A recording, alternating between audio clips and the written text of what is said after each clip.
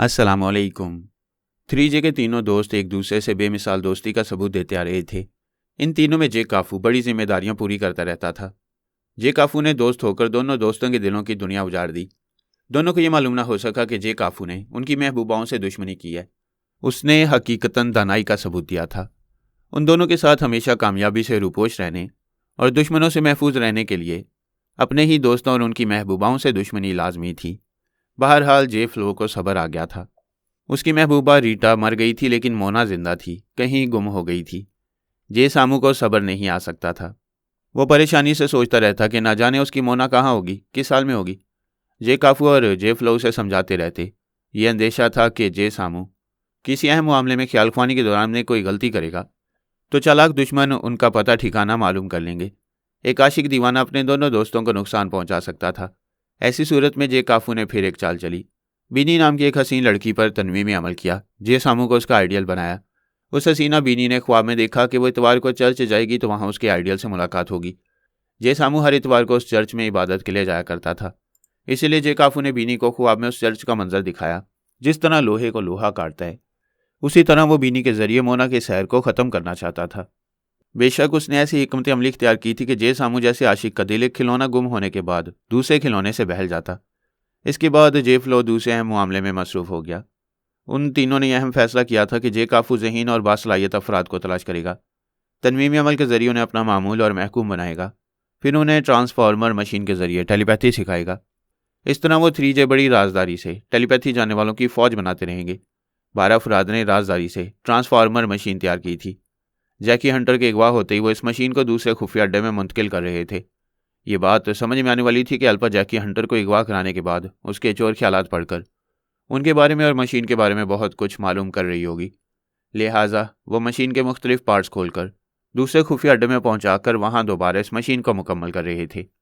इस मशीन की दोबारा तकमील तक जे काफू ने 3 ऐसे सेहतमंद जवानों का इंतखाब किया जो नहायत ज़हीन होने के अलावा बेहतरीन फाइटर भी थे। इनमें से एक का ताल्लुक स्पेन से था और बकिया 2 जवानों की रहाइश लंदन में थी। वैसे ही सेहतमंद और ज़हीन अफराद की तलाश में यूरोप के मुख्तलिफ मुल्कों में तनहा सफ़र कर रहा था। लंदन के हाइड पार्क में एक हिंदुस्तानी हसीना से सामना हुआ। वो एक जगह खड़ा ख्याल ख्वानी के जरिए जे फ्लो से एक अहम बात कर रहा था, जबकि वह अवामी मुकामात पर कभी ख्याल ख्वानी नहीं करता था। सिर्फ 1 मिनट ऐसा करने के बाद वह दिमागी तौर पर हाजिर हुआ तो सामने वह हसीना खड़ी हुई थी और सवालिया नज़रों से उसे देख रही थी। उसने भी हसीना को सवालिया नज़रों से देखा, फिर पूछा, वेल मिस, मैं तुम्हारे लिए क्या कर सकता हूँ? यही मैं तुमसे पूछना चाहती हूँ। तुम ऐसे गुमसुम खड़े हो, जैसे भूला हुआ रास्ता याद कर रहे हो। मैं तुम्हें गाइड कर सकती हूँ। बाज़ लोग आदमी बेजार होते हैं। ये काफू हवा बेजार था, औरतों से हमेशा दूर रहता। वो मोना और रीटा को अपने साथियों से दूर कर चुका था। अब उसे इस हिंदुस्तानी हसीना से भी दूर हो जाना चाहिए था। लेकिन पहली बार उसने एक नामालूम सी कशिश महसूस की। पहली बार इल्म हुआ कि दुनिया की तमाम हसीन औरतों का मेला लग जाए तब भी किसी हसीना पर दिल नहीं आता। दरअसल दिल आने की बात है, किसी खास के लिए खास कुदरती कशिश होती है। ऐसी खास कशिश के सामने ये काफू जैसे असूल पसंद भी दिल हार जाते हैं। वो बोला, मुझे अपने होटल का रास्ता याद है, वैसे मैं पहली बार लंदन आया हूँ। सोचता हूँ तन्हा शहर में घूमता रहूंगा तो भटक जाऊंगा। ये कहते हुए उसकी नज़रें बेख्तियार उस हसीना पर जमी हुई थी। दिल कह रहा था कि इसके साथ कुछ वक्त गुजारे। वो बोली, साफ क्यों नहीं कहते कि मेरे साथ कुछ वक्त गुजारना चाहते हो? वो चौंक गया। जो बात वो सोच रहा था वही बात वो जुबान से कह रही थी। क्या वो टेलीपैथी जानती है? नहीं। अगर वो दिमाग में आती तो जे काफू उसकी सोच के लहरों को महसूस कर लेता। उसने पूछा, तुम कौन हो? तुमने मेरे दिल की बात कैसे समझ ली? ये तुम्हारे दिल की बात नहीं थी। मैं तुम्हारे साथ कुछ वक्त गुजारना चाहती हूँ। मैंने ये इरादा करते ही तुम्हारी पेशानी को देखा तो यही इरादा तुम्हारे दिमाग में पैदा हो गया। तुमने भी यही सोचा कि मेरे साथ वक्त गुजारना चाहिए। ये बड़ी अजीब सी बात थी कि वो जो सोचती थी ऐसा ही कुछ सोचने के लिए दूसरों को मजबूर कर देती थी, जबकि वो टेलीपैथी नहीं जानती थी। जे काफू ने उसकी सोच की लहरों को महसूस नहीं किया था। वो योगा का माहिर था। यकीन से कह सकता था कि ख्याल ख्वानी करना नहीं जानती है। वो उसकी असलियत मालूम करने के लिए उसके दिमाग में पहुंचना चाहता था, लेकिन दिमाग में ये बात आई कि पहले इस हसीना से मुतारिफ होना चाहिए। अपने बारे में कुछ बताया जाएगा तो वो भी अपने बारे में कुछ बताएगी। फिर उसने सोचा, इसके बारे में कुछ पूछने की ज़रूरत ही क्या है? मैं इसके चोर ख्यालात पढ़कर बहुत कुछ मालूम कर लूँगा। वो बोली, तुम अपने बारे में कुछ बताना क्यों नहीं चाहते? क्या इस बात से परेशान हो कि जो बात मैं सोचती हूँ वही बात तुम्हें कैसे सोचने पर मजबूर कर देती हूँ? मैं यही समझना चाहता हूँ कि तुम अपना ख्याल, अपना इरादा मेरे अंदर कैसे पैदा करती हो। क्या टेलीपैथी जैसा कोई इल्म जानती हो? मैं किसी तरह का कोई इल्म नहीं जानती हूँ। मेरी आंखों में गैर मामूली कुव्वत है। मैं किसी की पेशानी पर नजरें जमाकर जो बात सोचती हूँ वही बात वो सोचने लगता है। देखो, अभी मैं खामोश होकर तुम्हारी पेशानी को तकने और एक इरादा करने वाली हूँ। इसका नतीजा भी सामने आ जाएगा। वो उसकी पेशानी को तकने लगी। उसने बेख्तियार कहा, मेरा नाम जे काफू है। इतना कहते हुए एकदम से संभल गया। उसने अवामी मुकामात में आकर कभी किसी को अपना असली नाम नहीं बताया था। इस वक्त बेख्तियार उसकी जुबान पर अपना नाम आ गया था। वो बोली, मैंने तुम्हारा नाम मालूम करने का इरादा करते हुए तुम्हारी पेशानी को देखा। तुमने फौरन ही अपना नाम बता दिया। क्या अब तुम्हें यकीन आया कि मेरी आंखों में कोई गैर मामूली कुव्वत है? यकीन आ गया। तुम बहुत खतरनाक हो। अपनी निगाहों से सुलगता हुआ चुपता हुआ इरादा किसी के भी दिमाग में पहुंचाकर उसके अंदर की बातें मालूम कर लेती हो। तुम कौन हो? कहाँ रहती हो? मेरा नाम शिवानी भास्कर है। इंडिया से आई हूँ। मेरा कोई ठिकाना नहीं है। जहाँ चाहती हूँ रह जाती हूँ। महंगे से महंगा लिबास पसंद आए तो उसे खरीदती नहीं मगर पहन लेती हूँ। जब खरीदती नहीं तो पहन कैसे लेती हो? दुकानदार की पेशानी को देखकर पसंदीदा लिबास पहनने का इरादा करती हूँ। वो फ़ौरन ही अपनी जगह से उठकर वही लिबास लाकर मुझे दे देता है। मेरे इरादों के मुताबिक बड़े बड़े होटलों के मालिकान मुझसे कमरों का किराया और खाने का बिल नहीं लेते हैं। तुम अभी मेरे साथ लंच करोगे?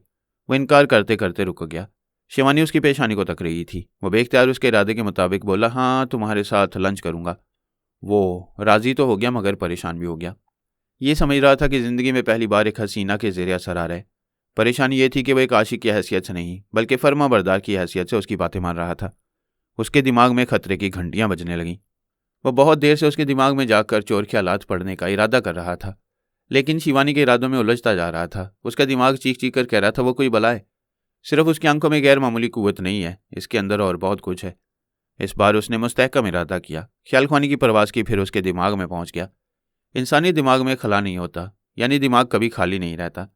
वहाँ मुख्तलिफ ख्यालात की भरमार रहती है। इंसान उनमें से सिर्फ शऊरी ख्यालात को समझता है। बाकी तमाम ख्यालात लाशऊर और तातल शऊर के खानों में गर्दिश करते रहती हैं। शिवानी के दिमाग में शऊरी, लाशऊरी और तातल शऊरी तमाम ख्यालात एक दूसरे से गड़मड़ हो रहे थे। कोई इनफरादी ख्याल वाज़ेह नहीं था। एक ख्याल दूसरे से, दूसरा ख्याल तीसरे से और चौथे से टकरा रहा था। यूं कई ख्यालात एक दूसरे में जज्ब हो रहे थे।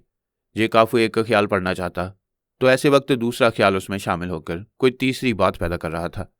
उसने ख्यालात पढ़े, वो कुछ यूं थे, मेरा नाम शिवानी भास्कर, मैं तुझको भगा लाऊंगी तेरे घर से, तू मर जाएगा मेरे बाप के डर से, मेरी उम्र पूरे 20, मैं 70 बरस के बाद मरूंगी, गंगू प्रसाद मर गया, मुझे मारने का इरादा ना करते तो वो लोग ना मरते, जीना यहाँ मरना यहाँ और हमें जाना कहाँ। जे काफू परेशान हो गया। कोई ख्याल एक जगह नहीं ठहरा था। एक के बाद दूसरा ख्याल हावी हो रहा था। उसने पूछा, तुम खामोश क्यों हो? क्या मेरे बारे में सोच रहे हो? क्या तुम अपने बारे में सच बता सकती हो कि कौन हो? क्या तन्हा हो या रिश्तेदार, दोस्त अहबाब वगैरह भी हैं? अगर नहीं है तो तन्हा क्यों रहती हो? किस तरह की ज़िंदगी गुजारती रहती हो? मैं अपना नाम बता चुकी हूँ। मेरे रिश्तेदार भी होंगे, दोस्त भी होंगे। फ़िलहाल वो मुझे याद नहीं है और ना मैं याद करना चाहती हूँ। और तुमने क्या पूछा है? तुम तन्हा ज़िंदगी क्यों गुजारी हो? यूँ तन्हा ज़िंदगी गुजारने से दुनिया वालों को तकलीफ़ नहीं हो रही है? क्या तुम्हें हो रही है? मेरा तुमसे कोई वास्ता नहीं है, भला मुझे क्यों तकलीफ़ होगी? वास्ता रहेगा तब भी कोई तकलीफ़ नहीं होगी। अलबत्ता तुम खुद कोई मुसीबत मोल लोगे तो ये तुम्हारी नादानी होगी। मैं अभी इस मुलाकात को पहली और आखिरी मुलाकात बना रहा हूँ और अब जा रहा हूँ। कहाँ जा रहे हो? क्या मैं तुम्हारे लिए प्रॉब्लम बन रही हूँ? प्रॉब्लम बन सकती हो। तुमने मेरे किसी सवाल का माकूल जवाब नहीं दिया, सिर्फ नाम बताया। माँ बाप और रिश्तेदारों के बारे में नहीं बताया। क्या तुमने बताया कि तुम्हारे माँ बाप और रिश्तेदार कौन है? क्या मैंने तुमसे पूछा? नहीं, मैंने नहीं पूछा। हम एक दूसरे के बारे में कुछ या बहुत कुछ मालूम करके क्या हासिल कर लेंगे? मैं किसी अजनबी मर्द या औरत से मिलना पसंद नहीं करता। तुमने मेरे साथ लंच करने का वादा किया है। मैं लंच के लिए वक्त नहीं निकाल सकूंगा। फिर तो ये मेरी इंसल्ट होगी। तुम मेरे लिए चैलेंज बन जाओगे। अगर मैं चैलेंज बन जाऊंगा तो क्या करोगी? तुम्हें समझाऊंगी कि मुसीबत को दावत ना दो, किसी के लिए चैलेंज ना बनो। इस तरह दोस्त नहीं दुश्मन पैदा होते हैं। मैं दुरुस्त कह रही हूँ ना? वो उसकी पेशानी देखकर बोल रही थी। उसने पहले भी महसूस किया था कि जब वो देखती थी तो पेशानी में हल्की सी जलन पैदा होती थी, फिर पूरे जिस्म में हरारत सी महसूस होने लगती थी। इस वक्त भी उसने हरारत महसूस करते हुए कहा, दुरुस्त कह रही हो, किसी को चैलेंज नहीं करना चाहिए। उसने उसकी गर्माती हुई नज़रों के ज़ेरे से रहकर उसकी मर्ज़ी के मुताबिक कह दिया कि किसी को चैलेंज नहीं करना चाहिए। लेकिन यह हकीकत परेशान कर रही थी कि उसकी खूबसूरत और ख़तरनाक आंखें उसे अपना मामूल बना लेती हैं। अब तक यही देखने में आया था कि टेलीपैथी की दुनिया में जो मामूल बनते हैं वो अपने इख्तियार में नहीं रहते, लेकिन शिवानी के सामने बात मुख्तलिफ थी। जब वो नज़रों से गरमा रही थी तब वो फर्मा बरदार बन रहा था। उसके बाद आज़ादी से अपनी मर्ज़ी से शिवानी के खिलाफ सोच रहा था। वो वाकई टेलीपैथी नहीं जानती थी। अगर जानती तो जे काफू के दिमाग में आकर उसे अपने खिलाफ सोचने की इजाज़त नहीं देती। उसने ख्याल खुआनी के जरिए जे काफू से कहा, मेरे दिमाग में आओ, एक अजीबोगरीब इंडियन लड़की मेरे लिए मुसीबत बन रही है। जे फ्लो उसी वक्त ख्याल खुआनी के जरिए जे काफू के दिमाग में आ गया। उसके ख्यालात पढ़ते हुए शिवानी के बारे में मालूम करने लगा और उस हसीना की बातें भी सुनने लगा। वो पूछ रही थी, तुम मेरे साथ लंच क्यों नहीं करना चाहते? मैं दूसरी जगह मसरूफ़ हूँ, फिर कभी मुलाकात होगी तो हम कहीं साथ बैठकर खाएंगे। उसने फिर अपनी पेशानी पर गर्मी महसूस की। इसके साथ ही पूरे जिस्म के अंदर हरारत होने लगी। वो बोली, अगर मसरूफ़ नहीं हो तो सच कह दो, झूठ ना बोलो। उसने बेख्तियार कहा, मैं कहीं मसरूफ़ नहीं हूँ। फिर वो सोच के जरिए बोला, यार फ्लो देखो, मैं सच नहीं बोलना चाहता था, मगर उसकी आंखों ने मुझे सच बोलने पर मजबूर कर दिया। जे फ्लो ने कहा, सुना था कि हसीन आंखें दिलों में उतर जाती हैं, लेकिन ये आंखें तो दिमागी इरादे बदलने की ताकत रखती हैं। शिवानी ने कहा, तुम बहुत अच्छे हो, तुमने सच कह दिया। आओ हम किसी 5 स्टार होटल में चलें। वो शिवानी के साथ जाने लगा। जे फ्लो ने कहा, इसके साथ लंच करो, वक्त गुजारो। हम इस हसीना को समझने की कोशिश करते रहेंगे, हो सकता है इसकी कोई कमज़ोरी हमें मालूम हो जाए। वो उसके साथ कार में आकर बैठ गया। शिवानी कार ड्राइव करने लगी। जे काफू ने कहा, हमें एक दूसरे से मुतारिफ होना चाहिए। प्लीज़ मुझे अपने बारे में बताओ। क्या बताऊं? यही कि तुम्हारी आंखों में क्या जादू है। जब तुम मुझे एक खास अंदाज से देखती हो तो मैं तुम्हारी मर्जी के मुताबिक तुम्हारी हर बात मान लेता हूँ। वो कार ड्राइव करते हुए विंड स्क्रीन के पार देखते हुए बोली, तुम्हारे सवाल का जवाब मुझे खुद कभी नहीं मिला। बचपन में मेरे माँ बाप परेशान हो जाते थे। मैं माँ को देखती तो वो मेरे बाप से झूठ नहीं बोल पाती थी, बाप को देखती थी तो वो मेरी माँ से ये बात छुपा नहीं पाता था कि वो घर से बाहर किसी दूसरी औरत के साथ वक्त गुजारता है। वह हंसती हुई बोली, हम देवी माँ की पूजा करते हैं, वो बेचारे समझते हैं कि मेरे अंदर माँ जगदम्बे समा गई है और वो देवी माँ मेरे जरिए उनको झूठ सच जाहिर करती रहती है। क्या सिर्फ तुम्हारे माँ बाप तुमसे परेशान थे? मोहल्ले पड़ोस वाले भी मुझसे डरते थे, मुझसे कभी कोई ज़रूरी बात करते थे फिर दूर दूर रहने लगते। मैं कितने ही झूठों और दगाबाजों का पोल खोलती रहती थी। स्कूल से लेकर कॉलेज तक तमाम स्टूडेंट्स, टीचर्स और प्रोफेसर्स वगैरह मुझसे डरते भी थे, मुझे चाहते भी थे। फर्स्ट ईयर के बाद मुझे कॉलेज से छुट्टी दे दी गई। क्या तुम आगे पढ़ना नहीं चाहती थी? उन्होंने आगे पढ़ाने से इनकार कर दिया क्योंकि मैं इम्तिहानात में तमाम सवालात के जवाब अपनी आंखों की ताकत से मालूम कर लेती थी। कैसे मालूम कर लेती थी? इम्तिहान में एक ही मुम्तिहिन क्लास में निगरानी करता है, तुम्हारा कोई प्रोफेसर तुम्हारे सामने नहीं रहता होगा। फिर तुम अपने किसी प्रोफेसर की पेशानी को कैसे देख लेती थी? ज़ाहिर है वो सामने नहीं होता था, मैं उसे नहीं देख सकती थी, मगर तसव्वुर में देखती थी। मेरी निगाहें उसके पेशानी तक पहुंचती थीं। वो सवालात के जवाबात बोलने लगता था, मैं लिखती चली जाती थी। उसने होटल शेरटन के पार्किंग एरिया में कार रोक दी। जे काफू ने परेशान होकर पूछा, इसका मतलब यह है कि मैं तुम्हारे सामने नहीं रहूँगा, तब भी तुम्हारी निगाहें मेरी पेशानी तक पहुँचेंगी? वो दोनों कार से बाहर आए, होटल के अंदर जाने लगे। शिवानी कह रही थी, तुम दुनिया के आखिरी सिरे पर भी रहोगे तो तुम्हारा चेहरा याद रहेगा, मेरी निगाहें तुम्हारी पेशानी तक पहुँचती रहेंगी। जे काफू ज़िंदगी में पहली बार एक दो चीज़ों से खौफ खाने लगा। जे फ्लो ने कहा, यार ये एक तरह से टेलीपैथी जानती है, हम भी दुनिया के एक सिरे से दूसरे सिरे तक किसी के भी दिमाग में पहुंच जाती हैं। इसकी सोच की लहरें दिमाग में नहीं पहुंचती हैं। मैंने अब तक इसे अपने अंदर महसूस नहीं किया है, फिर हम इसके खिलाफ बातें कर रहे हैं और वो हमारी बातों से और तुम्हारी मौजूदगी से बेखबर है। वो शिवानी के साथ ड्राइंग रूम में आया। वो दोनों एक मेज़ के अतराफ बैठ गए। जे काफू ने कहा, तुम मेरी पेशानी पर नज़र डालती हो और मुझसे हिस्सा उगलवा लेती हो। मैं तुमसे कैसे हिस्सा उगलवा सकता हूँ? मैं झूठ बोलूँ तो सच उगलवाने की बात करो। मैंने अब तक क्या झूठ कहा है? तुम अपनी आंखों से नहीं, टेलीपैथी के जरिए मेरे दिमाग पर हावी होकर सच उगलवाती हो। 2 बरस पहले एक बूढ़े राहब से मुलाकात हुई। उसने भी यही ख्याल किया था कि मैं टेलीपैथी जानती हूँ। मैं उसे यकीन ना दिला सकी। अब तो मैं भी यकीन नहीं दिला सकूंगी। मुझे किसी का डर नहीं है। मैं किसी खौफ के बगैर सच कहती हूँ, मैं टेलीपैथी नहीं जानती हूँ। शिवानी मेन्यू पढ़कर खाने का ऑर्डर देने लगी। वेटर ऑर्डर नोट करने के दौरान में बोलता जा रहा था। जे फ्लो ने कहा, यार हम नहीं जानते ये कितनी सच्ची है, हमारे लिए ये बहुत ख़तरनाक है। अभी ये तुम पर हावी हो चुकी है, किसी तरह मुझ तक पहुंच जाएगी। ऐसी पुरस्कार लड़की पर एतमाद नहीं करना चाहिए। मैं इससे पीछा छुड़ाना चाहता हूँ, मगर कैसे छुड़ाऊँ? मैं जहाँ जाऊँगा इसकी आंखें मेरा पीछा करेंगी।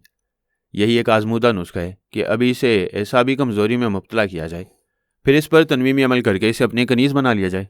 इसके दिमाग में ख्यालात कड़मट रहते हैं, शौरी सोच वाज़े रहेगी, तब उस सोच को गिरफ्त में लेकर तनवीमी अमल किया जा सकेगा। जब वह एसाबी कमज़ोरी में मुब्तला रहेगी, दिमाग कमज़ोर रहेगा, तो दिमाग के अंदर मुख्तलिफ ख्यालात भी कमज़ोर रहेंगे। ऐसे वक्त शौरी सोच को गिरफ्त में लेकर हम बहुत कुछ कर सकेंगे। मैं अभी आता हूँ। वह जे काफू के दिमाग से उस वेटर के दिमाग में पहुँच गया जो ऑर्डर नोट करने के दौरान में बोल रहा था और अपनी आवाज़ सुना रहा था। वो उसके ज़रिए दूसरे मुलाजिम के अंदर पहुंचा, फिर उसे होटल के बाहर एक केमिस्ट की दुकान में ले गया। वहाँ से एसाबी कमज़ोरी की दवा खरीदी, फिर इस दवा को वेटर के पास पहुँचा दिया। वो इतवार का दिन था। जे सामू मामूल के मुताबिक इबादत के लिए चर्च पहुंचा हुआ था। बीनी ने ख्वाब में इस चर्च को देखा था और वहाँ एक ऐसे जवान को देखा था जिसकी सूरत वाज़ेह नहीं थी। आँख खुलने के बाद बड़ी देर उस जवान के चेहरे को याद करने और तसव्वुर में वाज़ेह तौर पर देखने की कोशिशें करती रही, लेकिन जे सामूस के तसव्वुर में वाज़ेह ना हो सका। इस तरह उसके अंदर तजस्सुस पैदा हुआ। उस जवान को देखने के लिए बेचैनी पैदा हो गई। उसे ढूंढने और देखने की जगह वही चर्च हो सकती थी। ख्वाब के जरिए इशारा मिला था कि शायद वो वहाँ नजर आ जाए। वो चर्च जाने के लिए घर से निकलने लगी तो फ़ोन की घंटी बजने लगी। उसने रिसीवर उठाकर हेलो कहा। दूसरी तरफ से एक भारी भरकम आवाज़ सुनाई दी। हेलो बीनी वेंजा, कहाँ जा रही हो? बहुत जल्दी में हो। वो नागवारी से बोली, कौन हो तुम? इससे पहले तुम 3 बार फ़ोन कर चुके हो। थैंक्स, तुम मेरी आवाज़ और लहजे को याद रखती हो। तुम अपना नाम क्यों नहीं बताते? मेरे सामने क्यों नहीं आते? तुम ये सवालात मोहब्बत से कर सकती हो, मगर नागवारी से पूछ रही हो। ऐसा रवैया इख्तियार करोगी तो मैं सामने कैसे आऊँगा? प्लीज़, जो कहना है सामने आकर कहो। All right. ईव मेरिया चर्च में सामना होगा। बीनी के दिल की धड़कनें अखबार की तेज़ हो गई। उसने चर्च में मिलने की बात की थी, गोया ख्वाब की ताबीर सुनाई थी। उसने खुश होकर कहा, हेलो मिस्टर, हेलो। उसने बड़े जज्बे से मुखातिब किया था, मगर दूसरी तरफ से रिसीवर रख दिया गया। उसे ज़रा मायूसी हुई, मगर खुशी भी हुई। इत्मीनान भी हुआ कि ख्वाब हकीकत बन रहा है। वो जैसे हवा के दोष पर परवास करती हुई जाने लगी। कभी ख्वाब दुरुस्त होते हैं, लेकिन ताबीर भटका देती है। जे काफू ने बीनी पर तनवीमी अमल करके उसे जे सामू की तरफ माइल किया था। बीनी ने जे सामू को देखा नहीं था, लेकिन चर्च में जिससे मुलाकात होती, ख्वाब के मुताबिक वही उसका मतलूब होता। जे काफू ने ख्वाब में चर्च के अंदर वो 3 सीटें भी दिखाई थीं, जहां वो 3J हर इतवार को इबादत के दौरान में बैठा करते थे। वो जानता था कि इस इतवार को सिर्फ जे सामू होगा। वहां बीनी पहुंचेगी तो यकीनन जे सामू से ही मुलाकात होगी। बीनी को जे सामू की तरफ माइल करने से पहले उसके चोर ख्यालात अच्छी तरह पढ़ लिए गए थे। ये यकीन कर लिया गया था कि बीनी का कोई बॉयफ्रेंड नहीं है और उसके हल्का अहबाब में कोई ऐसा मशकूक फ़र्द नहीं है जिसका ताल्लुक जुराइम से या टेलीपैथी की दुनिया से हो। वो शकूक व शुबहात से बालातर थी। कोई भी टेलीपैथी जानने वाला उसके ज़रिए जे सामू तक नहीं पहुंच सकता था। इंसान बदनसीबी से बचने की तदाबीर करता रहता है, कभी बच जाता है, कभी नाकाम भी हो जाता है। अब जैसे 3J की शामत आने वाली थी, शायद उनकी रोपोशी का दौर ख़त्म होने वाला था। जिस रात जे काफू बीनी पर तनवीमी अमल करने वाला था, उससे 6 घंटे पहले एक टेलीपैथी जानने वाले साइमन हावर्ड ने बीनी को देखा और उस पर आशिक हो गया। टेलीपैथी जानने वाले आंद्रे का जिक्र हो चुका है। आंद्रे के 5 टेलीपैथी जानने वाले मातहत थे और वो 5 जो अपने सीनियर आंद्रे के साथ अमेरिका से चले गए थे। अमरीकी काबरीन के अतात से इनकार करने के बाद वो 6 टेलीपैथी जानने वाले अपनी अपनी मर्जी के मुताबिक मुख्तलिफ मुल्कों में रिहाइश इख्तियार करने चले गए थे। उनके दरमियान यह तय पाया कि वो ख्याल ख्वानी के जरिए एक दूसरे से रब्ता रखेंगे और एक दूसरे के बुरे वक्त में मदद करेंगे। साइमन हावर्ड उन 6 में से एक टेलीपैथी जाने वाला था। 3J की तरह आंद्रे और उसके 5 साथी भी बहुत मोहतात रहा करते थे। साइमन ने बीनी को देखा तो दिल हारने के बावजूद सब्र किया। अक्ल ने समझाया फ़ौरन इसके रूबरू जाना और इससे मुतारिफ होना नादानी होगी। पहले दूर से इसके बारे में मालूमात हासिल करना चाहिए। उस रात उसने फ़ोन के जरिए बीनी की आवाज़ सुनी। बीनी ने रिसीवर उठाकर पूछा, हेलो कौन है? साइमन रिसीवर रखकर उसके दिमाग में पहुंच गया। उसके ख्यालात पढ़ने लगा। वो बिस्तर पर जाकर लेट गई थी। उसके सोने का वक्त हो गया था। वो आंखें बंद कर रही थी। ऐसे वक्त साइमन की समझ में आया कि उसके दिमाग में कोई दूसरा भी है और वो उसे गहरी नींद सुला रहा है। चूंकि साइमन खामोश था, इसलिए जे काफू उसकी मौजूदगी को समझ ना सका। बीनी पर तनवीमी अमल करता रहा। फिर उसे ख्वाब में चर्च का और उन मखसूस 3 सीटों का मंजर दिखाकर यह नक्श करता रहा कि वो अगले इतवार को अपने आइडियल से मिलने चर्च जाएगी। फिर उसने जे सामू की आवाज़ लहजा उसके जहन में नक्श किया और हुक्म दिया कि इस मखसूस आवाज़ और लहजे को वो महसूस नहीं करेगी। बाकी तमाम सोच की लहरों को महसूस करते ही सांस रोककर उन्हें अपने दिमाग से निकाल दिया करेगी। जे काफू ने तनवीमी अमल के इख्तिताम पर उसे तनवीमी नींद सोने के लिए छोड़ दिया। उसे इत्मीनान था कि अब कोई उसके अंदर नहीं आएगा। उसने तमाम पहलुओं से इत्मीनान हासिल किया। इसके बावजूद तकदीर अपने तेवर बदल चुकी थी। वह बीनी के दिमाग से चला गया। साइमन ने जे काफू की इस आवाज़ और लहजे को याद रखा। जब वो दूसरी सुबह बेदार हुई तो साइमन मखसूस आवाज़ और लबो लहजे के साथ उसके दिमाग में आया। वो उसे महसूस ना कर सकी। साइमन ने यह समझ लिया कि बीनी को किसी आइडियल के इश्क में मुब्तला किया गया है, लिहाजा वो उसकी तरफ माइल नहीं होगी। यूं भी अब उसे अपनी तरफ माइल करने से ज़्यादा यह लाजमी हो गया था कि बीनी पर तनवीमी अमल करने वाले का सुराग लगाया जाए, और ये इतवार की सुबह चर्च में मालूम हो सकता था। उसने ख्याल ख्वानी के जरिए आंद्रे को बीनी और तनवीमी अमल करने वाले के बारे में बताया। आंद्रे ने कहा, साइमन तुम्हें मोहतात रहना चाहिए। तुम इटली में हो और उन 3J के मुतल्लिक ये ख्याल किया जाता है कि वो इटली के मुख्तलिफ शहरों में रहते हैं। साइमन ने कहा, मैं तुमसे यही कहने वाला था। बीनी पर तनवीमी अमल करने वाला 3J में से कोई एक होगा। हो सकता है वो खुद बीनी से मोहब्बत कर रहा हो और उसे अपनी तरफ माइल करने के लिए ख्वाब वाला ड्रामा प्ले करके उसे चर्च में बुला रहा हो। आंद्रे ने कहा, ऐसा ही कुछ होगा। 3J में से कोई एक जे उस चर्च में बीनी से ज़रूर मिलेगा। आज जुमा है, परसों इतवार की सुबह मैं 3J में से किसी एक जे को ज़रूर देख सकूंगा। तुम दूर से देखोगे, उन्हें अपनी मौजूदगी का शुबा नहीं होने दोगे। चर्च में किसी को देखने के बाद बड़े सब्र और इत्मीनान से बाकी 2 जे का भी पता ठिकाना मालूम करोगे। मैं भी बीनी के दिमाग में जाता रहूँगा। आंद्रे खुशी का इजहार कर रहा था। बरसों से रूपोश रहने वाले 3J तक पहुंचना कोई मामूली बात नहीं थी। अगर वो 3J को ट्रैप कर लेते, उन्हें अपना ताबे बनाने में कामयाब हो जाते, तो ये उनका बहुत बड़ा कारनामा होता। इस तरह वो ट्रांसफार्मर मशीन तक पहुंच सकते थे। बहरहाल इतवार की वो सुबह आ गई थी। बीनी बहुत पहले ही चर्च में पहुंचकर आसपास मुतलाशी नज़रों से देख रही थी। फिर वो 3J की मखसूस सीटों में से एक सीट पर आकर बैठ गई। उसने ख्वाब में ऐसी एक सीट पर खुद को बैठे देखा था। जे सामू ने वहां पहुंचकर एक अजनबी हसीना को देखा। वह जानता था कि जे काफू यूरोप के किसी मुल्क में है, वहां उसकी सीट खाली रहेगी। वहां जे फ्लो के आने की तवक्को थी। उसने एक सीट पर बैठकर उसे फिर देखा। वो बार बार देखने की चीज़ थी। उसे देखकर मुस्कुरा रही थी। जे सामू ने कहा, ये सीटें सबसे पीछे हैं, यहाँ बाद में आने वाले बैठते हैं, लेकिन तुम पहले से आकर बैठी हुई हो। वो बोली, तुम भी आखिर में नहीं आए हो, फिर भी इन आखिरी सीटों पर बैठ गए हो, क्या मुझे देखकर? वो हिचकिचाते हुए बोला, ऐसी बात नहीं है, मैं हर इतवार को अपने साथियों के साथ यहाँ बैठता हूँ। फिर तो मेरा यहाँ बैठना नामुनासिब होगा। क्या मैं दूसरी जगह चली जाऊँ? नहीं, यहाँ बैठ सकती हो, आज मेरा एक साथी नहीं आएगा। वह मुस्कुरा कर बोली, इसलिए तुमने कहा था कि अभी यहाँ मुलाकात होगी, तुम मेरे रूबरू आओगे? उसने हैरानी से पूछा, मैंने ऐसा कब कहा? मैं तो तुम्हें पहली बार देख रहा हूँ। ये पहली मुलाकात है, मगर तुमने फ़ोन पर कहा था। मैंने फ़ोन पर कहा था? तुम्हें मुगालता हो रहा है, मैं तो तुम्हारा नाम तक नहीं जानता हूँ। मेरा नाम बीनी है, मिस बीनी वेंजा। तुम्हारा नाम क्या है? मुझे रॉकी कहती हैं। वो दोनों खामोश हो गए। इबादत शुरू हो गई थी। वह सर झुकाए हुए सोचने लगा, ये कौन है? ना जाने किसने इसे फ़ोन पर यहाँ मुलाकात करने की बात की थी। ये किसी के धोखे में मेरे पास चली आई है। उसने चोर नज़रों से उसे देखा। उसमें कशिश थी, वो देखना नहीं चाहता था, इसलिए चोर नज़रों से देख रहा था। साइमन को वह मखसूस आवाज़ और लहजा मालूम था जिसके ज़रिए बीनी के अंदर पहुंचा जा सकता था, और वह उसकी सोच की लहरों को महसूस नहीं कर सकती थी। उस वक्त साइमन को अपने अंदर महसूस नहीं कर रही थी। वो उसके अंदर रहकर जे सामू की बातें सुनता रहा। आंद्रे भी बीनी के दिमाग में पहुंच गया। जे सामू ने अपना नाम रॉकी बताया था। आंद्रे ने कहा, साइमन, इसने एक फर्जी नाम बताया। यह ज़रूर 3J में से कोई एक है। हमें बड़े सब्र तहम्मुल से इसकी असलियत मालूम करनी होगी। इबादत के बाद बीनी ने जे सामू से पूछा, आज तुम्हारे साथी नहीं आए? हाँ, नहीं आए। मालूम नहीं कहाँ रह गए हैं? वो ख्याल ख्वानी के जरिए मालूम कर चुका था।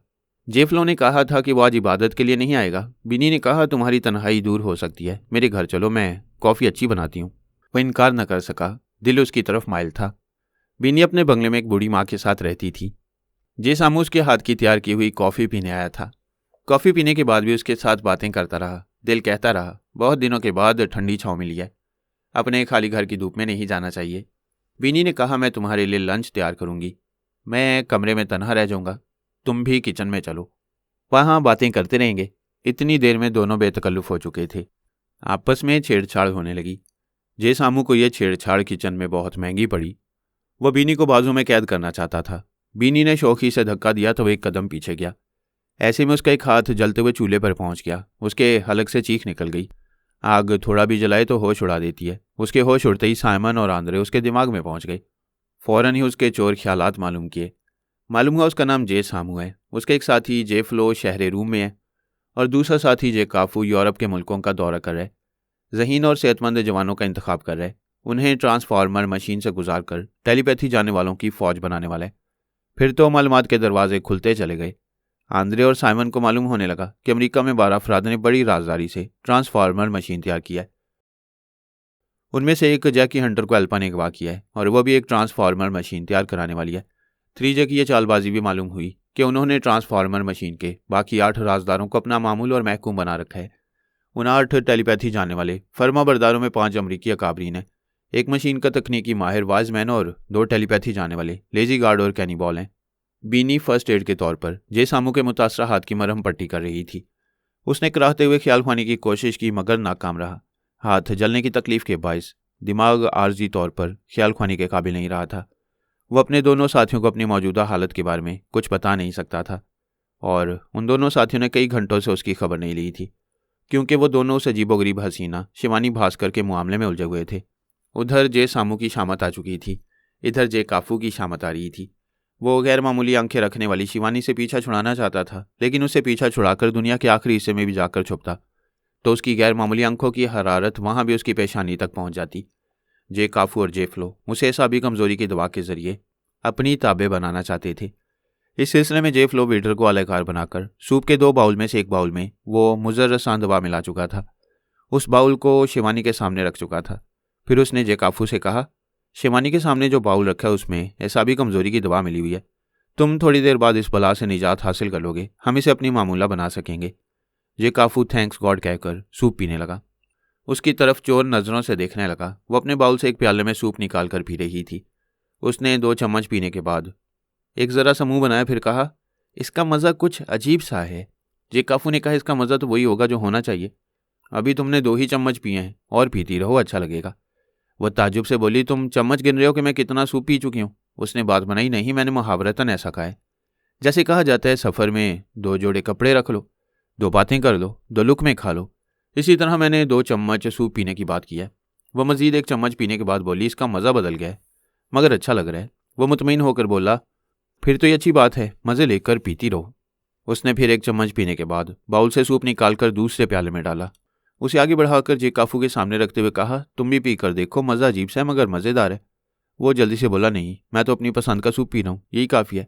मैं चाहती हूँ मेरी पसंद का सूप भी पियो। वह इनकार न कर सका। पहले उसे अपनी पेशानी पर, फिर अपने पूरे जिस्म में हरारत महसूस हुई। शिवानी ने उसकी पेशानी को तकते हुए अपनी पसंद का सूप पिलाने का इरादा किया था। ऐसे वक्त उसका इरादा इस कदर मुस्तहकम होता था कि फौलादी दिमाग वाले भी उसके इरादे के मुताबिक अमल करने पर मजबूर हो जाते। जे काफू उसके दिए हुए प्याले से वह सूप पीने लगा। जे फ्लो ने उसके दिमाग में आकर कहा, यार मैं ज़रा जिस आमू की खैरियत मालूम करने गया था, तुम्हारा नुस्खा कामयाब रहा है। वह मोना को भूलकर बीनी में दिलचस्पी ले रहा है, मगर उस अहमक ने मोहब्बत के जोश में अपना हाथ जला लिया। शिवानी उसकी पेशानी को तक रही थी। वह सूप पीता जा रहा था। वो बोली, तुम पीते जा रहे हो, ये तो बताओ इसका मज़ा कैसा है? वो बोला, तुम्हें अच्छा लग रहा है तो मुझे भी अच्छा लग रहा है। तो फिर शर्त लगाओ, हम में से जो अपना प्याला पहले खाली करेगा वो जीत जाएगा। हारने वाला उठकर जीतने वाले को सलूट करेगा, ठीक है? ठीक है, तुम जल्दी पियो। वो उसे देखती हुई हरारत पहुंचाती हुई बोली, तुम भी जल्दी जल्दी पियो। वह समझ रहा था नहीं पीना चाहिए मगर बेख्तियार पी रहा था। जे फ्लो ने कहा, शिवानी से बातें करो मगर इस अहम मसले पर भी गौर करो। हाथ जलने के बायस जे सामू का दिमाग वक्ती तौर पर कमज़ोर हो गया है। कोई भी दुश्मन उसके दिमाग में आसानी से पहुंच सकता है। फिर वह चौंक कर बोले, ये क्या? मैं महसूस कर रहा हूं कि तुम्हारा दिमाग कमज़ोर होता जा रहा है। तुम जिस्मानी कमज़ोरी महसूस कर रहे हो। ये कहकर उसने जे काफू के ख्यालात पड़े तो इल्म हुआ कि जब वो जे सामू की खैरियत मालूम करने गया था तब शिवानी ने अपने बाउल से जे काफू को सूप पीने दिया था। तब से वो इस मुजर्रसान सूप का आधा प्याला पी चुका था। शिवानी उसे हैरत से देखकर बोली, तुम्हें क्या हो रहा है? तुम सूप छोड़कर मेज़ पर झुक रहे हो। वो बड़ी नकाहत से बोला, डॉक्टर प्लीज़ मुझे फ़ौरन डॉक्टर के पास ले चलो। वो फ़ौरन अपनी जगह से उठकर उसके पास आई। उसे सहारा देकर कुर्सी पर सीधा बिठाया, फिर बोली, हे भगवान, तुम्हारा चेहरा जर्द पड़ गया है, तुम बरसों की बीमार नजर आ रहे हो। जे फ्लो ने एक लम्हा भी ज़ाया नहीं किया। वेटर के दिमाग में पहुंचकर होटल के मैनेजर के दिमाग पर कब्जा जमाकर कई मुलाजमों को वहां ले आया। वह उसे उठाकर बाहर शिवानी की कार में ले आए। फिर वह मैनेजर शिवानी के साथ कार में बैठकर एक अस्पताल की तरफ जाने लगा। 3 साथियों में से 2 साथी दिमागी तौर पर कमज़ोर हो गए।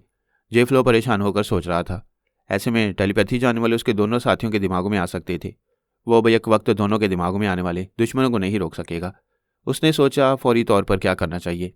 क्या पहले जे काफू की हिफाजत लाजमी है? जे काफू उन तीनों में ज़्यादा ज़हीन और फाल था। पहले उसकी हिफाजत लाजमी थी, फिर ख्याल आया शिवानी ने दानिस्ता जे काफू से दुश्मनी नहीं की है, फिर ये कि वो टेलीपैथी नहीं जानती है, उसके दिमाग में जाकर अहम मालूमात हासिल नहीं कर सकेगी।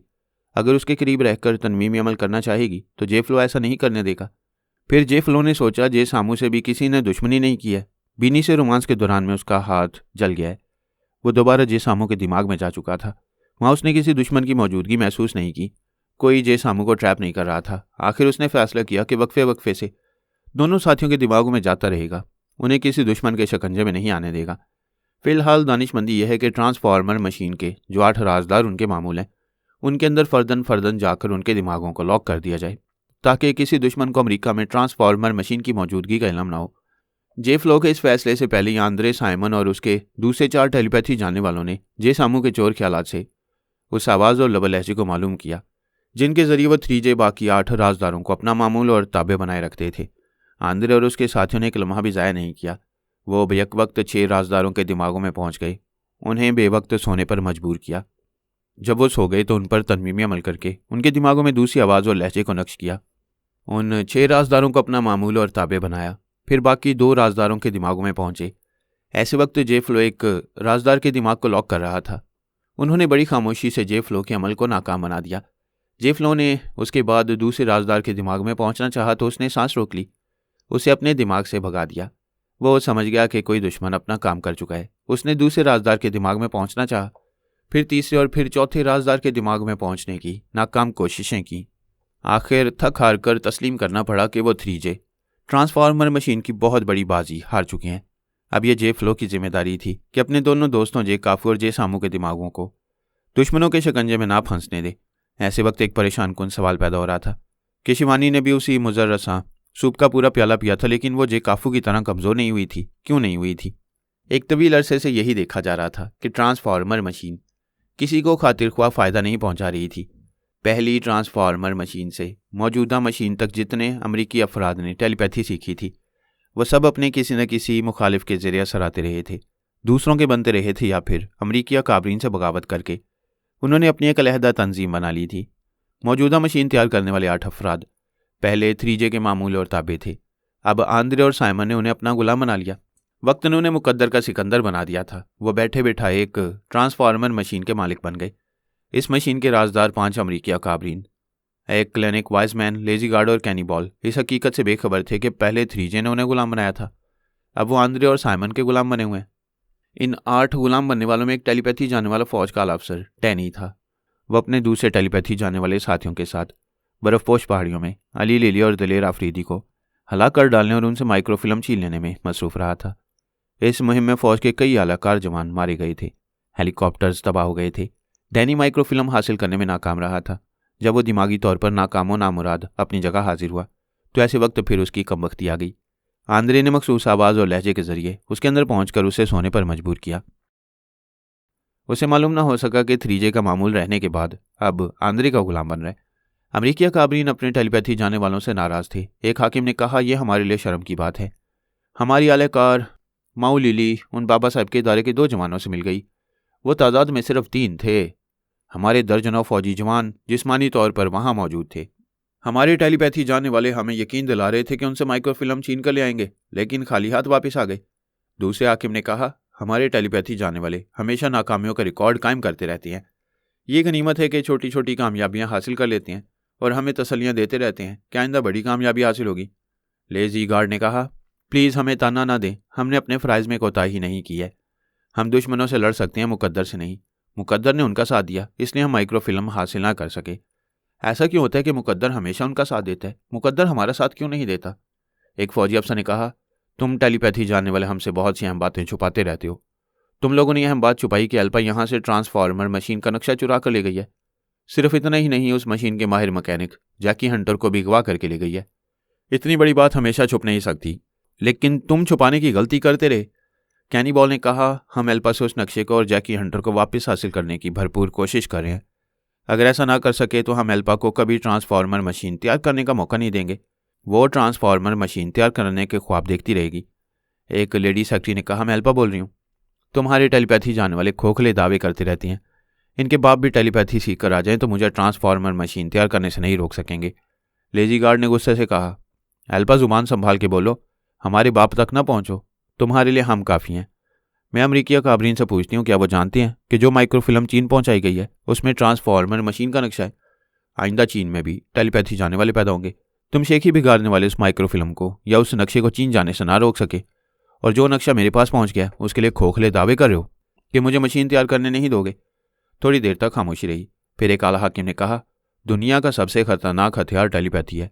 यह हथियार तैयार करने वाली मशीन का नक्शा हमारे सबसे बड़े दुश्मन चीन के पास पहुंच गया। हमारे टेलीपैथी जानने वाले अपने मुल्क को इससे बड़ा नुकसान और क्या पहुंचाएंगे? लेजी गार्ड ने कहा, हमने कसम खाई है, चीन में और इसराइल में ये मशीन तैयार नहीं होने देंगे। एल्पा ने कहा, कसमें खाने से मशीनों को शर्म नहीं आएगी, वो तैयार होने से बाज नहीं आएंगी। शर्म तुम लोगों को आनी चाहिए। तुम टेलीपैथी जानने वाले अपने अकाबरीन को अहम मामलात में धोखा देते रहते हो। हमारे अकाबरीन को हमारे खिलाफ ना भड़काओ। हमने इनके एतमाद को कभी धोखा नहीं दिया कि अपने अकाबरीन को बताया कि तुम लोगों ने बड़ी राजदारी से एक ट्रांसफार्मर मशीन तैयार किया है। इस बात पर तमाम अकाबरीन चौंक गए। फौज के एक आला अफसर ने डैनी से पूछा, क्या यह सच है? आप आर्मी इंटेलिजेंस के चीफ हैं, आपको हमारे मुल्क में होने वाली खुफिया मसरूफियात का इल्म होना चाहिए। एल्पा ने कहा, आप चोर से पूछ रहे हैं कि यहाँ चोरी क्यों हो रही है। आर्मी के ये अफसरान डैनी जॉनसन, मार्क फोर्ड और मार्टिन क्रीस इस मौजूदा नई मशीन से टेलीपैथी का इल्म हासिल कर चुके हैं। ट्रांसफॉर्मर मशीन के माहिरीन जैकी हंटर और वाइजमैन को भी इसी मशीन के जरिए टेलीपैथी सिखाई गई है। मैं जैकी हंटर के चोर ख्यालात पढ़कर ये खुफिया मालूमात हासिल कर चुकी हूँ। फौज के आला अफसर ने कहा, मिस्टर डैनी, ये हम क्या सुन रहे हैं। डैनी ने कहा, दुरुस्त सुन रहे हैं, मैं इनकार नहीं करूँगा। हमने मसलतन आप तमाम अकाबरीन से ये बात छुपाई थी। अगर आप लोगों को मशीन के बारे में मालूम होता तो हमारे दुश्मन टेलीपैथी जानने वाले आपके दिमागों में आकर हमारी मशीन के बारे में बहुत कुछ मालूम करते रहते। उन्होंने 2 बार हमारी मशीनों को तबाह किया, इस बार भी यही कर सकते हैं। लिहाजा हमने मशीन को गैरों से ही नहीं, अपनों से भी छुपाया है। फौज के आला अफसर ने कहा, तुमने एहतियाती तदाबीर इख्तियार की। बेशक तुम्हें ऐसा करना चाहिए था। यह हमारे लिए खुशी की बात है कि हमारे पास एक ट्रांसफॉर्मर मशीन है, लेकिन खुशी के साथ यह सवाल पैदा होता है कि मशीन का फ़ायदा क्या है। हमारी मशीन से नाकाम होते रहने वाले अफराद कब तक टेलीपैथी सीखते रहेंगे। मिस्टर डैनी, तुम और दूसरे अफराद ने मौजूदा मशीन से टेलीपैथी सीखी। तुम्हारे पास फौजी कुव्वत भी थी, लामहदूद ज़राए भी। इसके बावजूद सिर्फ 3 अफराद तुम्हारी गिरफ्त में ना आ सके। तुम उनसे माइक्रोफिल्म छीन ना सके। जवाब दो कि ऐसी मशीन का और नाकाम टेलीपैथी जानने वालों की तादाद बढ़ाने का फ़ायदा क्या है। डैनी ने कहा, मैं पिछली तमाम नाकामियों के सिलसिले में जवाब दे नहीं हूँ। मुझे टेलीपैथी सीखने के बाद पहली बार नाकामी हुई है। इस नाकामी से मैंने बहुत कुछ सीखा है। आइंदा आप तमाम अकाबरीन देखेंगे कि इसराइल और चीन में ये मशीन तैयार नहीं हो सकेगी। मैं ऐसी हिकमत अमली इख्तियार कर रहा हूँ जिसे अल्पा खूब समझ रही है।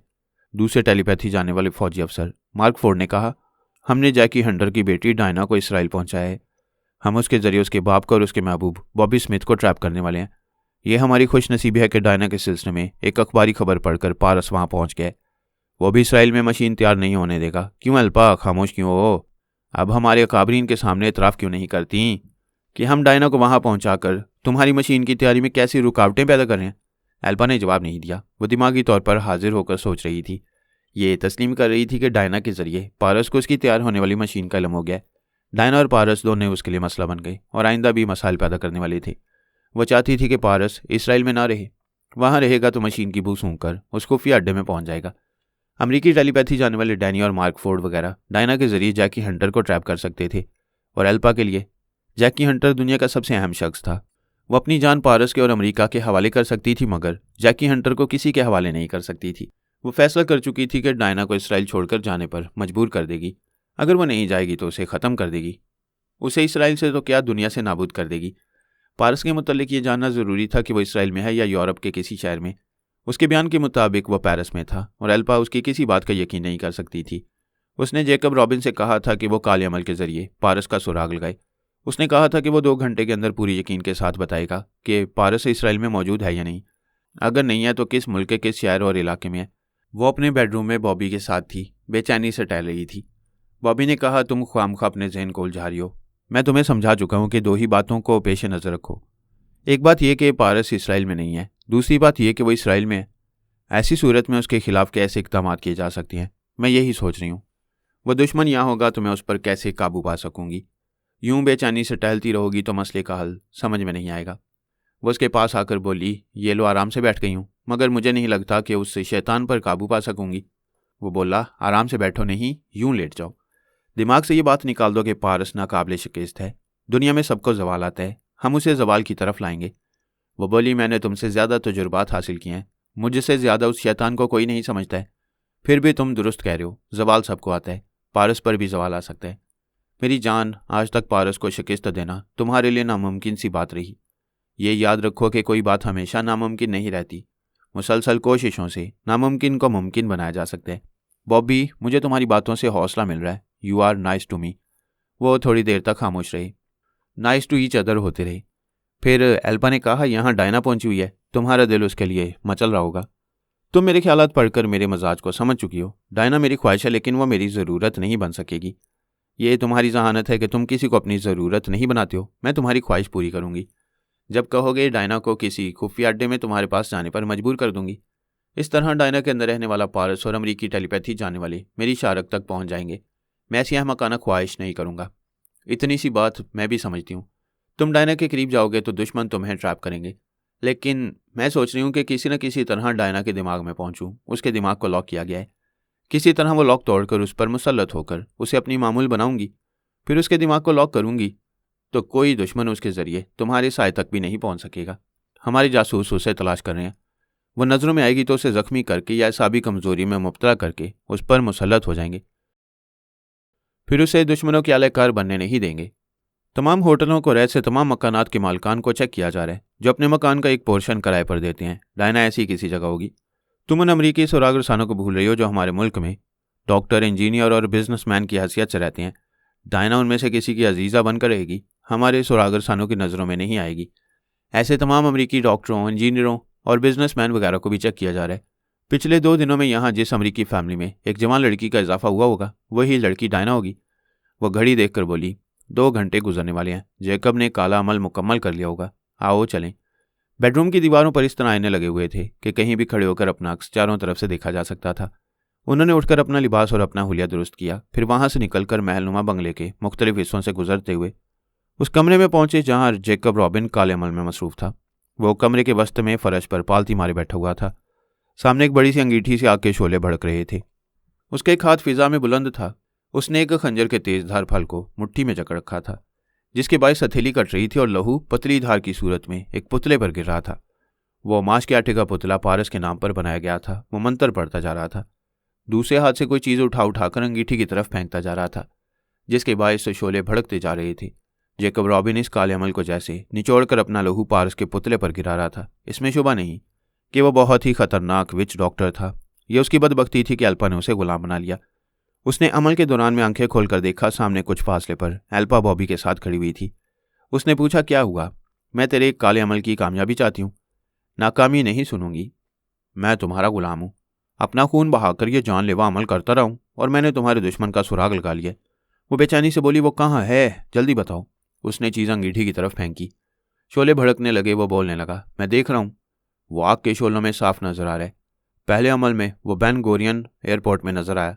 दूसरे अमल के शोलों ने दिखाया कि वो तेल बैब के सदर इलाके में है। एक बूढ़ी औरत के मकान में एक पेइंग गेस्ट की हैसियत से रहता है। उस बूढ़ी का मकान कहाँ है? मकान नंबर U43 आदम स्ट्रीट। क्या वो अभी वहाँ मौजूद है? उसने अपनी मुट्ठी खोली। खंजर उसकी मुट्ठी से निकलकर नीचे आया और पारस के पुतले में पेवस्त हो गया। फिर उसने कहा, वो मौजूद है। मैंने काले अमल की नादीदा जंजीरों में उसे जकड़ दिया है। वो इस मकान से बाहर नहीं जा सकेगा। फिर वह दोनों हाथ उठाकर बोला, लेकिन उसे जख्मी न करना। उसके दिमाग पर मेरा अमल मुसल्लत है। उसे जख्मी करोगी या कमज़ोर बनाओगी तो उसका दिमाग मेरे अमल से आज़ाद हो जाएगा। फिर उस पर काबू नहीं पा सकोगी। मैं इतनी दर्द सिरी मोल लेना पसंद नहीं करूँगी। अभी मेरे सुरागरसां वहाँ पहुँचेंगे और एक लम्हा भी ज़ाया किए बगैर उसे गोली मार देंगे। गोली मारने वालों को हुक्म दो कि वो बचने ना पाए। अगर निशाना चूकेगा और वो जख्मी होगा तो मेरी ये जानलेवा मेहनत मिट्टी में मिल जाएगी। बॉबी ने कहा, ख्याल ख्वानी करने और अपने मातहतों को हुक्म देने से पहले मेरा मशवरा सुन लो। उसे गोली मारने को हुक्म ना दो। वो किस्मत का धनी है। अगर पहली गोली से हलाक नहीं हुआ, सिर्फ जख्मी हो सका तो फिर हमारे लिए प्रॉब्लम बन जाएगा। अगर उसे गोली ना मारी गई तो वो बच निकलेगा। कैसे बच निकलेगा? तुमने सुना नहीं? जैकब ने उसे काले अमल की नादीदा जंजीरों में जकड़ दिया है। वो उस मकान से बाहर नहीं निकल सकेगा। उसे घेर कर हथकड़ियाँ पहनाने को हुक्म दो। तुम उसे कैदी बनाकर तनवीमी अमल के जरिए अपना मामूल बना सकोगी। जैकब रॉबिन ने कहा, उसे कैदी बनाकर यहाँ लाओ। मैं तुम्हारा गुलाम बनाने के लिए उसके सर में कील पेवस्त करूंगा। फिर उसका बाप भी उसे तुम्हारी गुलामी से निजात नहीं दिला सकेगा। वो ख्याल ख्वानी के जरिए अपने मातहत सुरागरसानों को पारस का पता ठिकाना बताने लगी। उन्हें सख्ती से कहने लगी कि पारस को घेरने और कैदी बनाने में ज़रा भी कोताही होगी तो वो किसी को जिंदा नहीं छोड़ेगी, और ये कि उस वक्त वो उनके दिमागों में मौजूद रहेगी। वो ख्याल ख्वानी करती हुई अपने बेडरूम में आकर बैठ गई। फिर बॉबी से बोली, मैं पारस के दिमाग में जा रही हूँ। मुझे उन तमाम सुरागरसानों से ज़्यादा तुम पर भरोसा है। तुम फौरन जाओ, इस मकान से कुछ फासले पर हो। अगर वो मक्कार फरार होने में कामयाब होने लगे तो तुम उस पर गोलियों की बौछार कर दो। बॉब भी उसके हुक्म की तामील के लिए चला गया। वो ख्याल ख्वानी के जरिए पारस के दिमाग में पहुंच गई। वो चौंक कर बोला, कौन है? जाओ, मेरे दिमाग से जाओ। वस्ती हुई बोली, तुम्हें क्या हो रहा है? मेरे साहब का लाइफ पार्टनर। ओह, तुम हंस रही हो। मैं समझ गया कि मेरा दिमाग मेरे इख्तियार में क्यों नहीं है। मैं सोच की लहरों को महसूस करते ही तुम्हें पहचान लिया करता था। अभी तुम्हें ना पहचान सका। तुम ब्लैक मैजिक के जरिए मुझ पर मुसल्लत होना चाहती हो। जो कुछ हो रहा है तुम उसे समझ पा रहे हो। तुम तो नामुमकिन को मुमकिन बना देती हो। अब ऐसा नहीं कर पा रहे हो तो अपने बाप को और रिश्तेदारों को मदद के लिए पुकारो। मैं यही कोशिश कर रहा हूँ, लेकिन ख्याल ख्वानी की परवाज़ नहीं कर पा रहा हूँ। मगर तुम ये ना समझना कि मुझ पर काबू पालोगी। मेरे पापा, मेरी मामा और दूसरे तमाम टेलीपैथी जानने वालों में से कोई ना कोई मेरी खैरियत मालूम करने आएगा। फिर मेरी यह हालत देखते ही मुझे तुम्हारे विच डॉक्टर के शहर से निजात दिला देगा। जेकब का काला अमल ज़बरदस्त होता है। आज तक कोई मेरे दिमाग में ना आ सका, अब तुम्हारे दिमाग में भी अपने पराये नहीं आ सकेंगे। वह जेकब के पास आकर बोली, मैं पारस के दिमाग में पहुंच जाती हूँ। इस तरह उसका बाप और उसके दूसरे टेलीपैथी जानने वाले उसके अंदर पहुंचकर उसे मेरे शिकंजे से निकाल ले जाएंगे। नो मैडम, उसके दिमाग में पहुंचा जा सकता है, लेकिन अपनी मर्जी उसके दिमाग पर मुसल्लत नहीं की जा सकेगी। तुम उसके दिमाग में जा रही हो, लेकिन उसके दिमाग को मुतासिर नहीं कर सकोगी। इसी तरह उसके अंदर आकर उसकी कोई मदद नहीं कर सकेंगे। इत्तफाक से सानिया अपने पारस से बातें करने के लिए उसके दिमाग में पहुंच गई थी। उसकी मौजूदा हालत को देखकर परेशान हो रही थी। एल्पा ने वापस आकर पारस के अंदर सानी की बातें सुनी, फिर कहा, यह तुम्हारा मजाजी खुदा है, अब मेरा गुलाम बनने वाला है। इसकी कमबख्ती से मेरे मुल्क में ले आई है। पारस ने कहा, सानी तुम मामा और तबरेज़ी साहब से कहो, वो काले जादू का तोड़ करेंगे। मामा मुराकबे में है और तबरेज़ी साहब ने कहा है फ़िलहाल कुदरती तौर पर जो हो रहा है वो ही होता रहेगा। वह इस वक्त इन हालात और मामलात में मुदाखलत नहीं करेंगे। इस बात ने एल्पा की एक बहुत बड़ी कामयाबी पर तस्दीकी मोहर लगा दी। वो फातिहाना अंदाज में कह लगाने लगी।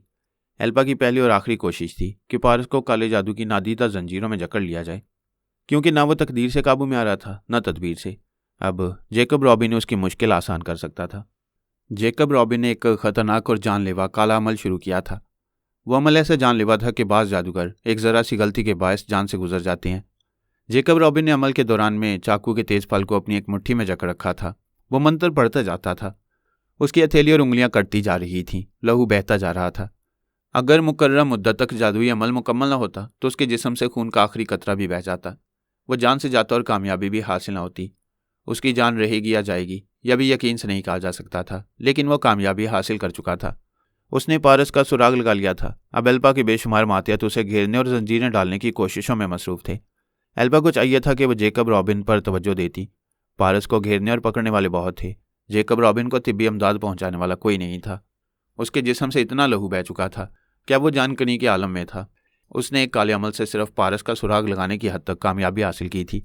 इसके बाद भी पारस के दिमाग पर हावी रहने और उसे अपने काबू में रहने के लिए वक्फा से मंत्र पढ़ते रहना लाजमी था। एल्पा ने इतनी ही कामयाबी को आखिरी अहम कामयाबी समझा कि खूंखार शेर निर्गे में आ गया है। अब किसी दुश्मन की तरफ से अंदेशा नहीं है। टेलीपैथी की दुनिया का सबसे बड़ा दुश्मन काबू में आ रहा है। आइंदा वो किसी रुकावट के बगैर ट्रांसफार्मर मशीन तैयार कर सकती थी। वो इस कामयाबी के नशे में आर्जी तौर पर जेकब रॉबिन को भूल गई थी। उसकी हालत उसी वक्त मालूम होती जब उसकी ज़रूरत पड़ती, और अभी सिर्फ पारस की ज़रूरत थी। जेकब रॉबिन की निशानदही के मुताबिक पारस एक बूढ़ी औरत के मकान में पेइंग गेस्ट की हैसियत से था। उसने महसूस किया था कि उसे नादीदा जंजीरों में जकड़ा जा रहा है। बज़ाहिर उसके हाथ पांव आज़ाद थे, लेकिन वो एक जगह बैठा रह गया था। ये समझ रहा था कि कोशिश के बावजूद वो बाहर जाने के इरादे पर अमल नहीं कर पा रहे। एल्पा पारस के दिमाग में जाकर उसकी बेबसी को समझ रही थी और अपने मुसल्लम मातियतों से कह रही थी, पारस मजबूर और बेबस हो गया, उसकी तरफ से कोई खतरा नहीं है। इस मकान में घुसकर उसे गिरफ्तार कर लो। वह फिर पारस के दिमाग में ख्यालात पड़ने गई। उस वक्त तक जेकब रॉबिन तमाम जिस्मानी कुव्वतें हार कर बैठे बैठे फर्श पर गिर पड़ा था। गिरते वक्त उसका हाथ उस खंजर पर गया जो पारस के नाम से बनाए हुए पुतले में पैवस्त था। हाथ लगते ही वो खंजर पुतले के अंदर से निकलकर फर्श पर गिर पड़ा। दूसरी तरफ पारस उछलकर खड़ा हो गया। पहले अल्पा की समझ में नहीं आया कि वो बेबसी और कमजोरी के बावजूद कैसे शहजोर हो गया है। वो वहां से छलांगे लगाता हुआ फरार हो रहा था। मुसल्ला मातियत दरवाज़ा तोड़कर अंदर आई। अंदर एक बूढ़ी औरत नजर आई। वो एक गोशे में सहमी हुई बैठी थी। तब एल्पा की अकल में यह बात आई कि जेकब रॉबिन के जादू में कोई खामी पैदा हो गई है। उसने मातियतों को सख्ती से हुक्म दिया कि पारस का ताक़ुब करें। फिर जेकब रॉबिन के दिमाग में पहुंचते ही बोली, एक कुत्ते, ये क्या हो रहा है? पारस तेरी गिरफ्त से कैसे निकल रहा है? जेकब रॉबिन में इतनी सख्त नहीं रही थी कि वो ज़ुबान से कुछ कह सकता। एल्पा ने उसके ख्यालात पढ़े, तब मालूम हुआ कि वो ज़िंदगी आ रहा है। वो बोली, मैं अभी तुम्हारे कुछ जिस्म में खून पहुंचाऊंगी। पहले इस खंजर को पुतले में पैवस्त करो। जेकब में अपने हाथ को हरकत देने की तवानाई नहीं थी। एल्बा उसके दिमाग पर पूरी तरह कब्जा जमा कर उसके अंदर तवानाई पैदा करने लगी। उसने लरसते हुए हाथ से बमुश्किल खंजर को पकड़ा। एल्पा अपने बरसों के तजुर्बात से काम ले रही थी। खंजर को पुतले तक पहुंचा रही थी। जेकब को तसल्लियां दे रही थी, हौसला करो, मैं अभी तुम्हें अस्पताल पहुंचाऊंगी, तुम मेरे लिए बहुत अहम हो, मैं तुम्हें मरने नहीं दूंगी। वो झूठी तसल्लियां दे रही थी। उसके अंदर रहकर यह समझ रही थी कि वो किसी दम का मेहमान है। उसने उसके अंदर आर्जी तवानाई पहुंचाते हुए आखिर खंजर को उसके पुतले में पैवस्त कर ही दिया। वो समझ चुकी थी कि वो आगे काम नहीं आएगा। वो खंजर भी पैवस्त नहीं रहेगा, क्योंकि उसका हाथ बेदम होकर फिर फर्श पर गिरने वाला था। आर्जी तौर पर ही सही। इस खंजर के पेवस्त होते ही दूसरी तरफ पारस एक जगह दौड़ते दौड़ते लड़खड़ा कर गिर पड़ा। दूसरे ही लम्हे अल्पा ने उसके अंदर पहुंचते ही जलजले का झटका पहुंचाया। पारस जमीन पर तड़पने लगा। वो कराहते हुए बोला, जलील कुतिया, मुझसे ये दुश्मनी तुझे बहुत महंगी पड़ेगी। वसते हुए बोली, जब महंगी पड़ेगी तब पड़ेगी, अभी तो तुम सस्ते मिल रहे हो। पारस में बला की कुव्वतें बर्दाश्त थी। वह शदीद तकलीफ बर्दाश्त करता हुआ वहां से उठकर जाना चाहता था। अल्पा ने दूसरी बार जलजले का झटका पहुंचाया। वो दोबारा जमीन पर गिरकर तड़पने लगा। मुसल्ला मातियत दौड़ते हुए करीब आ गई। 2 मातियतों ने उसे जकड़ लिया। तीसरा उसे हथकड़ी पहनाने लगा। वो नाकाबिले बर्दाश्त तकलीफ के बावजूद उनके काबू में नहीं आ रहा था। वो उसे हथकड़ी पहनाने में नाकाम हो रहे थे। अल्पा ने कहा, बहुत जान है तुम में, मैं देखती हूँ कितना दिमागी अजाब बर्दाश्त करोगे। उसने फिर जलजले का एक ज़बरदस्त झटका पहुंचाया। यह इंसानी कुव्वत बर्दाश्त से ज़्यादा था। वह निढाल सा होकर एकदम से साकित हो गया। फिर आहिस्ता आहिस्ता उसकी आंखें बंद हो गईं। वह बेहोश हो चुका था। अल्पा ने 4 खास मातियतों को हुक्म दिया कि वो पारस को बड़ी राजदारी से ले जाएं और एक को खुफिया अड्डे में पहुंचा दें। फिर वो बॉबी से ख्याल ख्वानी के जरिए बोली, फ़ौरन मेरे बंगले में आओ। उसने पूछा, मैडम पारस का क्या बना? बहुत बड़ी खुशखबरी है, मैंने उसे बेहोश करके कैदी बना लिया है। ओ मैडम, यू आर ग्रेट, आपने शेर को पिछाड़ दिया, एक बहुत बड़े पहाड़ को कदमों में झुका लिया है। यहाँ आकर भी तारीफें कर सकते हो, फ़ौरन आओ। वो अपने बेडरूम में दिमागी तौर पर हाजिर हो गई। वहां से उठकर इत्मीनान से चलती हुई उस कमरे के दरवाजे पर पहुंची जहां जेकब रॉबिन काला अमल करता रहा था। उसने दरवाज़ा खोलकर देखा। वो फर्श पर चारों शाने चित पड़ा हुआ था। उसके दीदे फैलकर साकित हो गए थे। उस पर एक नज़र डालते ही मालूम हो गया कि वह मर चुका है। वो आहिस्ता आहिस्ता चलती हुई उसके करीब आई। उस पर झुककर उसके सीने पर हाथ रखकर महसूस करने लगी। धड़कनें बंद हो चुकी थीं। फिर भी उसने ख्याल ख्वानी के जरिए उसके दिमाग में पहुंचना चाहा तो पूरी तरह तस्दीक हो गई। ख्याल ख्वानी की लहरों को मुर्दा दिमाग में जगह ना मिल सकी। वह अफसोस करते हुए बोली, ओ पुअर विच डॉक्टर, तुमने साथ छोड़ दिया, अभी तुमसे बहुत काम लेने थे, सो सैड। बॉबी वहां आ गया। अल्पा ने कहा, यह खत्म हो चुका है। इसने पारस जैसे दुश्मन को गिरफ्तार कराया और खुद मौत की गिरफ्त में आ गया। बॉबी ने कहा, यह अच्छा नहीं हुआ। हमने सोचा था जब हम ट्रांसफॉर्मर मशीन के जरिए अपने टेलीपैथी जाने वालों की फौज बनाएंगे तो उन सबके दिमागों में जेकब रॉबिन कीलें पेवस्त करेगा और टेलीपैथी जाने वाली पूरी फौज को आपका गुलाम बनाए रखेगा। अभी वो मशीन तैयार नहीं हुई है। अभी तो पारस मेरे शिकंजे में है। अगर ये जिंदा होता तो मैं उसी लम्हे पारस के सर में कील पेवस्त करा के जिंदगी भर के लिए उसे अपना गुलाम बना लेती। इसकी मौत से यह बड़ा नुकसान पहुंच चुका है। अब आप क्या करेंगी? एक ही रास्ता है, तनवीमी अमल के जरिए उसे अपना गुलाम बनाकर रखूंगी। आप इससे गाफिल न रहें, उसके दिमाग में जाती रहें। जैसी वो होश में आए उस पर तनवीमी अमल शुरू कर दें। मैं यही अमल करूंगी। यहाँ फर्श पर लहू फैला हुआ है, इसे साफ कर दो। लाश को किसी प्लास्टिक के थैले में लपेट कर यहाँ से ले जाओ। कार की डिग्गी में छुपाकर शहर से दूर किसी वीराने में जाओ और इसे फेंक कर चले आओ। वो बॉबी को हदायत बल्कि हुक्म देकर वहां से अपने बेडरूम में आ गई। अल्पा के 4 खास मातियतों ने पारस को एक खुफिया अड्डे में लाकर उसे आहनी सलाखों के पीछे कैद कर दिया।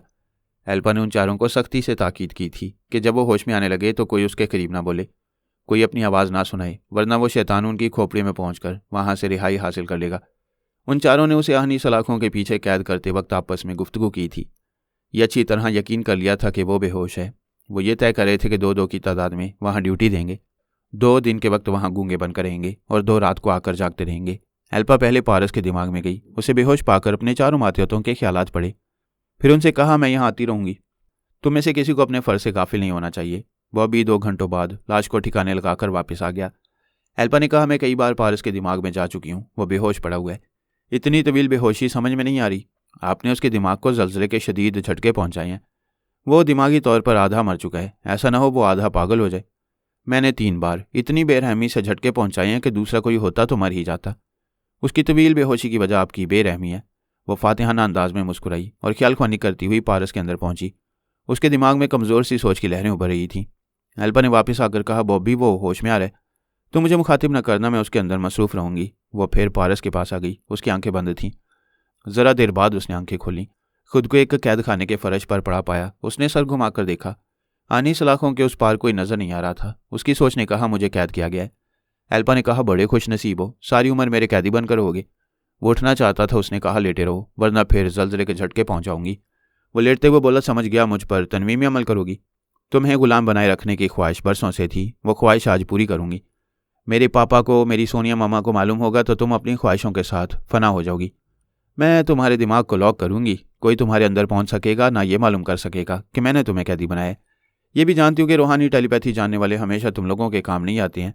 फिर जेकब रॉबिन ने मेरे दिमाग पर ऐसा अमल किया है कि रूहानी टेलीपैथी जानने वाले भी मेरे अंदर नहीं पहुंच सकेंगे। पारस ने कोई जवाब नहीं दिया, खामोश रहा। अल्पा ने कहा, तुम्हारा दिमाग बहुत कमज़ोर हो चुका है, तुम्हें सो जाना चाहिए। तुम सो रहे हो, तुम्हें नींद आ रही है। वो ख्याल खोने के जरिए उसे थपक थपक कर सुलाने लगी। उसकी आंखें बंद हो चुकी थीं। थोड़ी देर बाद वो गहरी नींद में डूब गया। वो बड़े इत्मीनान और बड़े एतमाद से उस पर अमल करने लगी।